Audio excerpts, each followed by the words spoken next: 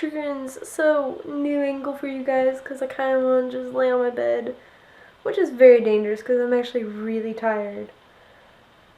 So, this week I am working on Dragons vs. Dwarves. I looked into the future of the lectures, and it looks like I'm going to be working on the graphics for the level and the graphics for the players and the enemies, like the dragons and the dwarves, along with animating those graphics. So not much coding, but there are a lot of lectures. Like it's over 10 lectures away. So I don't know. It's a lot of stuff, and I don't know if I'll get through it quicker than I'm supposed to or not. We'll see. I mean, today's Tuesday, so I was supposed to code yesterday, and I didn't because I was sick. So I napped instead.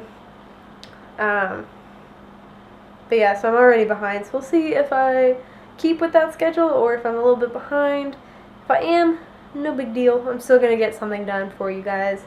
So I will see you at the end of the week.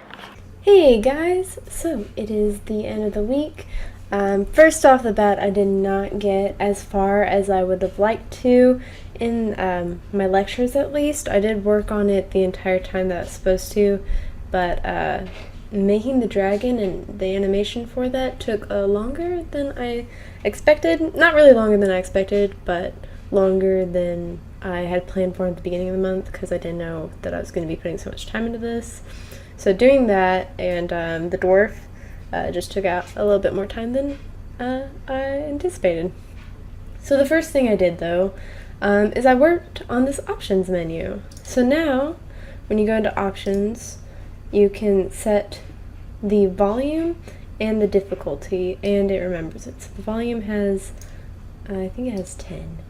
I should know things like this. Well, it goes up to 1, so it actually, technically there's 10, but as you can see in this area, it's any decimal, really. So that slides nice and even and will remain doing so, and it'll save that. So if we put it at 841, so about 84%, and then we can set the difficulty. It has 3 difficulties, so 1, 2, and 3. So that one's more of a snappy slider. You can set that, go back into options, and it's saved. Pull it down, pull that up, go back, and you can see that it is saved. So that is worked out, and the way I did that was through the Player Prefs Manager. And I will say that having it all in one place does make it a lot easier. I don't know, as I was going through this lecture, I was wondering if that would have helped me with the last game, because I had a lot of player prefs, and I'm not sure if it would have. But it is kind of nice to have it all in one area. I just don't know if it actually would have helped me in any sort of way in any of the last games I've made. So I'll probably keep trying to do it like this and see how I like it and see how I can make it my own rather than just like copying from a lecture, you know? So yeah, you have the master volume key, the difficulty key, and the level key, so that they know which level you're on, which we have not used that yet. I just realized, I was like, I don't know what that actually does. That's weird. So yeah, you have the master volume. It all is saved in the player prefs, and it's a float, which I also don't understand why they use floats all the time. I personally never use floats. I like integers a lot better. They're easier to work with in my opinion, but I went ahead and used floats, because why not?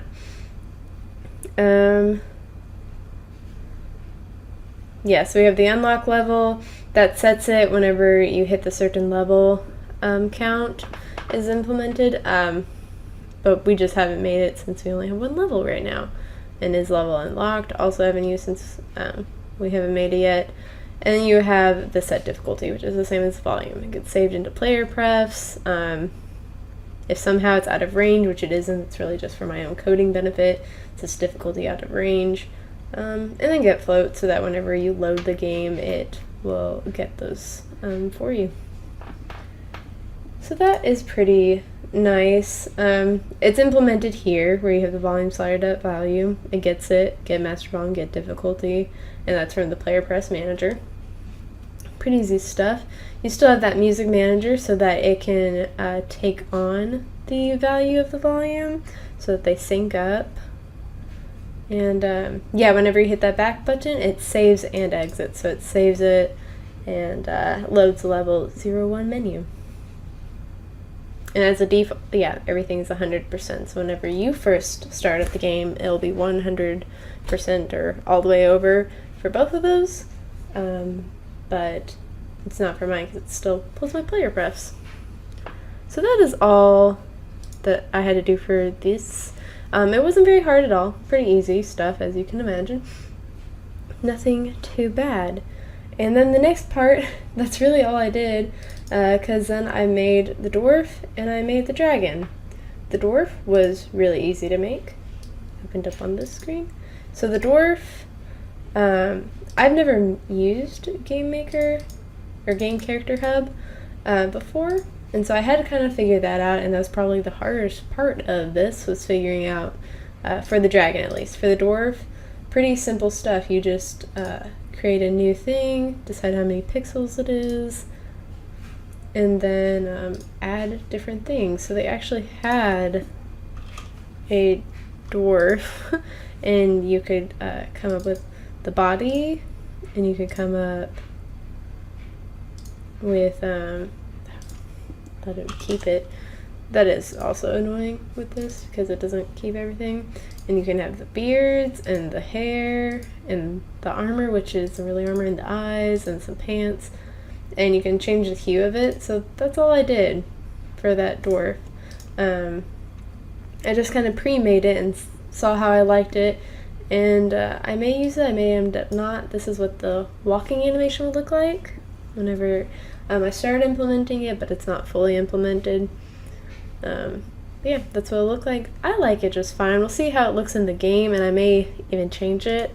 I went ahead and made my own dragon because they had wings like this, but they didn't have any bodies of any sort or anything.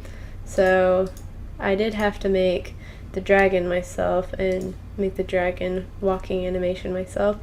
I am liking it. I just realized that the fire should also probably be animated, but that's something I can deal with later. And so yeah, I'm happy with how it looks. You know, I'll probably spend more time on it when it gets closer to being time to release it, but I like it as is. It works. It makes it so I can test it out and see how it looks. So we'll see. And so this is what it looks like on the actual game.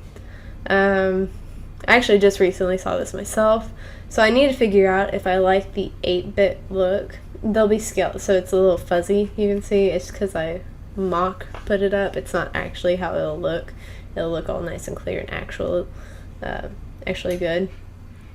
But I don't know. I'll have to see if I really love the 8-bit against the textured background, or if I'd like to redraw the dragon, find some dragon scale texture, and just like I did with, I don't know why I'm pointing, just like I did with the floor, kind of put that under and change the opacity of the actual dragon so that it kind of shows through. I said that in my last video, so if you are not understanding what I'm saying, go into the last video, check that out. But yeah, so I may end up doing that. I feel like that'll be way harder for the dwarf. We'll have a lot more textures to handle, but not impossible, and not something I'm not willing to do if it makes it look better. So I'll have to see. Right now I like it. I think it looks good. I'll probably add the black, like I have this outlined in black, I'll probably do that to the dwarf, and that's probably about it, just so that they're standardized. But I'll have to see, I guess, as I start coding, and I may even just make, because that's not going to be too hard to just make a simple blue dragon, faded in, you know, colored in. That's easy. And then, especially since I have a template of what I want it to look like. So do that and find some scale texture. I don't think it'll be too hard, so I may even just do a mock-up of that. next week and see how that looks. Maybe not even next week. It might be in the future, in a distant future, because I'd like to get more programming done and deal with the graphics later. At least get some base ones down and not care about the rest. So that is all I have done.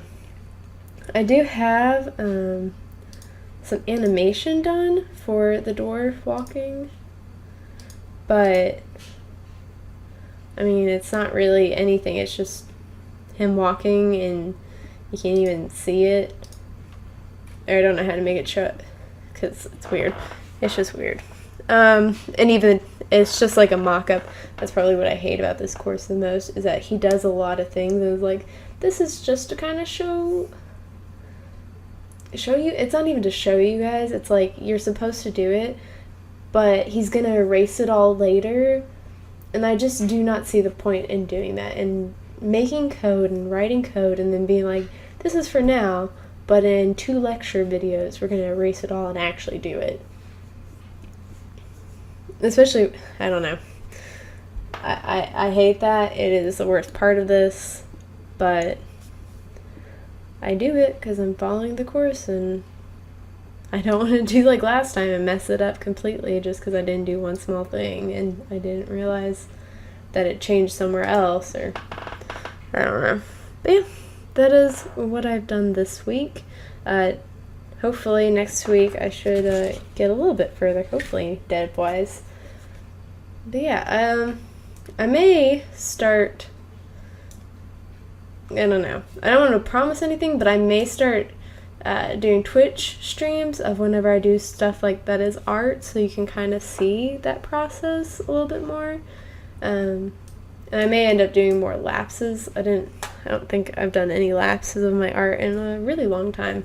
So I may also do lapses for you guys, so you guys can see my art process a little more if you're interested in that. Yeah.